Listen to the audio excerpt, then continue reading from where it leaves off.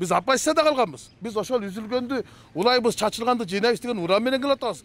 17-18 жылга чейин жакшы эле экономикалык, саясий туруктуулук болгон. Ошонун жоктугунда улайык деп. Мына мен кече бир топ чүйдүн жерлерин кыдырып келдим. Элдин баардыгы азыр ушунчалык деңгээлге чыгып калыптыр. Ишеним жок. Шайлоого да барбайбыз дейт. Бириң терек, бириң тал, бириң өл, бириң кал деп атат. Бизге эмне кереги бар десилер келип кеткениңерден дейт. А бирок баардыгыбыз ушинтип отура берсек, мамлекеттин эртеңкиси эмне болот? Мамлекет бүттү. Мына мен ачыгын айтам, мен эртең камабаса адамдар бышыр жеп өлтүрүп салсын, куру жеп салсын. А бирок бирөө жарым күйүш керек да, бирөө жарым чындыкты айтыш керек да силерге. Эл дагы өзүнүн салымын кош керек да, уктап отура бербеш керек да. Жолунду бүтүрүп бер деп коюп. Зданияны бүтүрүп бер кой деп. Балдардын келечеги эмне болот? Мына азыр Кыргызстандан Орусияга кеткендер саны өтө көбөйүп атат. Мына кече Кеминге бардым, Калмагашуу, Шабдан деген айылга бардым. Жаш балдар айтат, шаарда жашаганга мүмкүн болбой, айылга келдик, жер айдап, мал багыш десек, мындан башка жашоо албай калды деп атат. Үмүт өчтү байке дейт.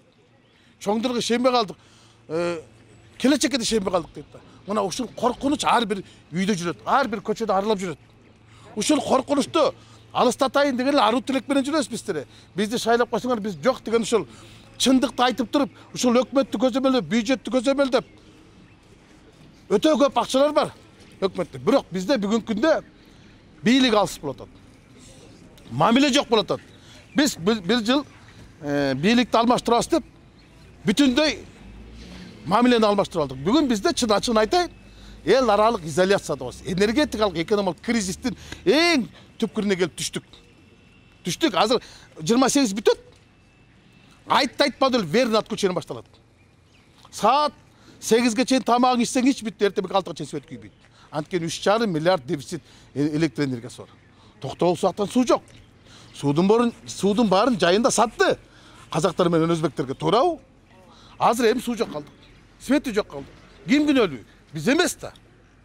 Анан ошол сууду саткан өкмөт башчы өзү келип алып туруп 400 миллиардка жеткирем бюджетти дейт. Эгер 400 миллиардка жеткирем деген сөз, бюджетти 2 эсе көтөрөм деген сөз, пенсия пособияны 2 эсе көтөрөм деген сөз да. Соответственно, эң минималдуу айлык 38 миңге жетиш керек. Булар азыр айтып атат 19 миң орточо айлык дейт да. Мен 19 миң орточо айлык көргөн жокмун. Мен бир туугандарым бар мугалимдер, менин келинчегим мугалим, дудуктарга сабак берет. 10 миң сом айлык алат. Келинчегим. Анан каяктагы 19 миңди айтып атат, мен билбейм. Кимдер алат? Мүмкүн ошо министрдин аялдары алат чыгар ошончо айлыкты. Эми кеп буда эмес туугандар. Кеп буда эмес, биз башка темага өтүп кеттик. Силер келгенде мындай ачууга неме кылып мени мындай бурчка такап койдуңуздар да, Акылбек Жапаровго бере турган суроодун баарын мага берип салдыңыздар. Мен ал кишиге аябай каршымын. Шайтандын чоңунан кичинекейи жаман дегендей, чоңдордук деле ушундай экен. Бирок ал киши болбой эле азыр өкмөттүн башына келди. Өкмөттүн башына келтирип, асман деген шаарды салабыз деп атат, тигинде кылабыз, буну кылабыз деп атат. Бир гана асмандагы жылдызды алып беребиз деген башка убаданын баарын берип атат да. Бирок ошого силер ишенип атпайсыңар. Мына биздин караңгылык. Мына биздин караңгылык. Биз чындыкты айта албай атабыз. Жок деген ону чындыкты айткан балдарды да колдой албай атпайбызбы? Жок деген ушуларды да коргой албай атпайбызбы? Качан Кыргыздын эле ушундай болуп калды эле? Качан Кыргыздын жигиттерин, сомодой жигиттери ушинтип эртең келечегине кайдыгар карап калды эле? Эр жигит эл четинде, жоо бетинде дече эле го. Кыргыздын жигиттери элдин чекесине чыгып, мен тосом дече эле го. Чолпонбай дүшөнкулдар жок болуп калбады. Бүгүн дүжүр балдар көбөйүп кетти. Ошол дүжүр чоңдорго кызмат кылып жүрүшөт. Ошолордун партиясы желегин көтөрүп, ошолордон акча алып, агитатор болуп жүрүшөт. Ал бир айлык да. Бир айлык. Бир айга 15 миң сом төлөп койсо, бай партиялар ошонун желегин көтөрүп алып чуркап жүрүшөт. Карап койбойбу? Ошол кимдин балдары? Ошол губернатордун баласы. Ошол оно министрдин баласы. Ошонун атасы ак үйдө чоң боло турат. Ошолордун желегин көтөрүп жүрөт да. А бизге окшогон мына карапайым адамдардын биздин желекти жөн кой. Биз барган жерде УКМК жүрөт, МВД жүрөт, артустар аңдып жүрөт. Нени сүйлөп атат дейт. Туура эмес сүйлөп койсоң, же элди чындыкты айтып койсоң, бул үгүт түшүндө мыйзамды бузду дейт да, талапкерлигиңди алат, же болбосо камайт. Же болбосо сабайт. Мына ошондой кырдаалда шайлоо өтүп атат. Ногу алдыдагы 28 ноябрда шайлоого барыңыздар. Мен айтпайм баардыгыңыз эле бизге салыңыздар деп. Татыктуусун тандагыла. Эң негизгиси добушту сатпагыла. Жүрөк менен добуш бергиле, добушту сактагыла. Балаларыңыз үчүн, келечек үчүн сактагыла ошол добушту. Мага бербегиле, буга бербегиле. Бергиле каалаганыңарга. Мына жерде бирөө суроо берипти. Рыскелди байке жарыңызда турган Замир Тургунбаев кандайча Атамбаевдин партиясына кирип калды дейт. Анан иши бар экенго кылмыш дейт. Азыр Атамбаевга кирişтин Адам ойланат да, адамға Аллах Таала ақыл берген. Мен дагы Атамбаевты жаман көрөт элем. Эмне үчүн? Ош окуясына күнөөлөшөт эле, дача сууга күнөөлөшөт эле, кес боюнча күнөөлөшөт эле. 1 жылдан бери ойлондум. Жатам. Эгер Атамбаев Ош окуясына күнөөлүү болгон болсо, 1 жылдан бери ушу бийликтин колунда түрмөдө жатат. Не үчүн козгоп туруп кылмыш үчүн? Күнөөсүн мойнуна коюп дагы камап салган жок. Эмне үчүн дача суу боюнча камап салган жок? Эмне үчүн кес боюнча кайрадан козгоп туруп, күнөөсүн мойнуна коюп туруп, Асел Кодуранованы коюп туруп камап салган жок. Себеби күнөөсү жок экен. Качпады экинчиси. Экинчиси качып кеткен жок. Үчүнчүсү мен үчүнчүсү. Ойлонуп көрсөм, ошол малды иштегенбиз, элде береке бар эле. Баягы мен айткан жумуш кылган ишимиздер бар, Атамбаевдин малында кылганбыз. Ал эми мага кол койгон кылмыш иштер боюнча. Эми бул жерде исламды түшүнгөндөр барбы жокпу жаштардан? Исламды түшүнгөндөр бар, намаз окугандар. Менин балам, мен бириле жазалоочу дагы, актоочу дагы Аллах Тааланын өзү. Менин каныман жаралган бала бүгүнкү күндө Курандан 3төн 1 бөлүгүн 13кө чыккан балам 12 пара Куран жаттап отурат. Эгер мен ошол уурдап арамдан апарып балага бергенимде менин колумдан тамактанат. Ал бала 2 аятта жаттай албайт эле. Мен эгер уурдаганымда балам дөңгөлөк ууру болуп чыгыш керек эле.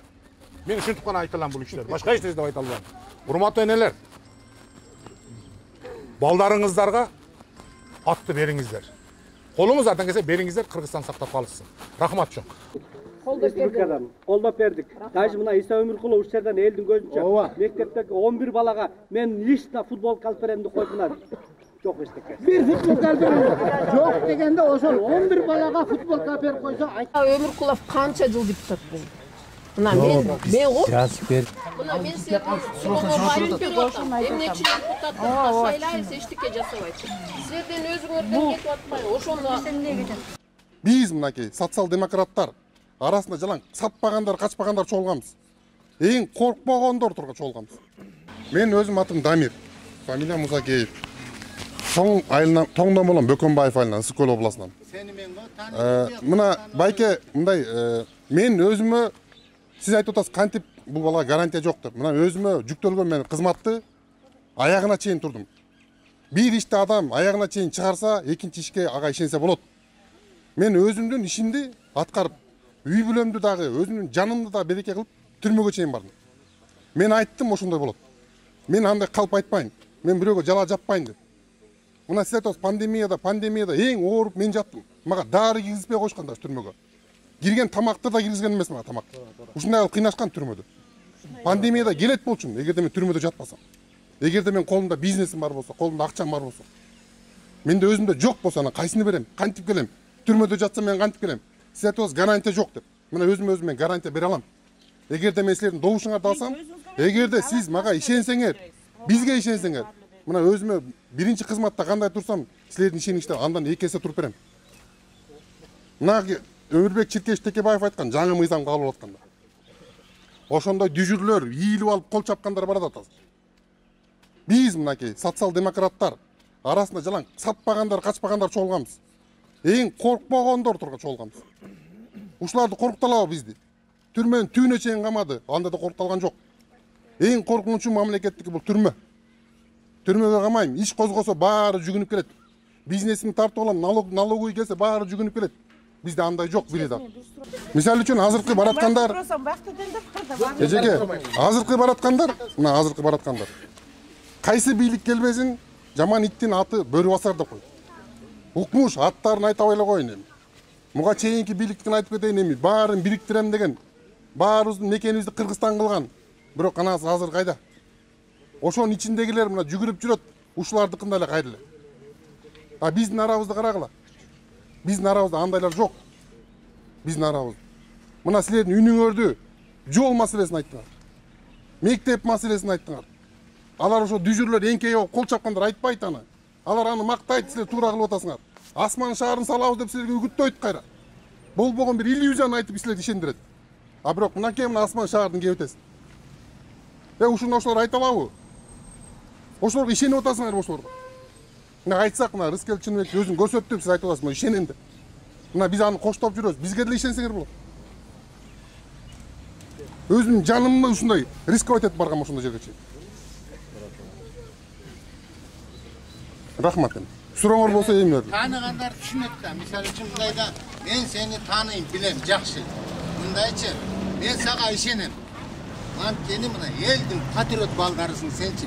Bizdi yaş baldardı uşul götörüp ötetler. Ben sana işenim de misal için. Например, açıkla aytқанда.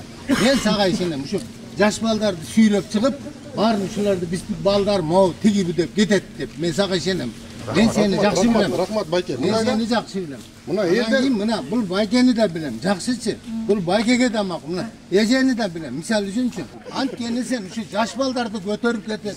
Uşul sportsmen kılat.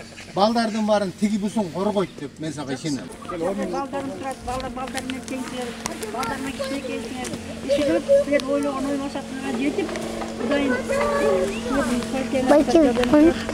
Gitse, oşo oyunlarga jetip, men de koşlamış olgaç, antkeni benim balam da sosyal demokrat. Uçları em algan ok degen, kanday ушунчалык мен социал демократ кишинин.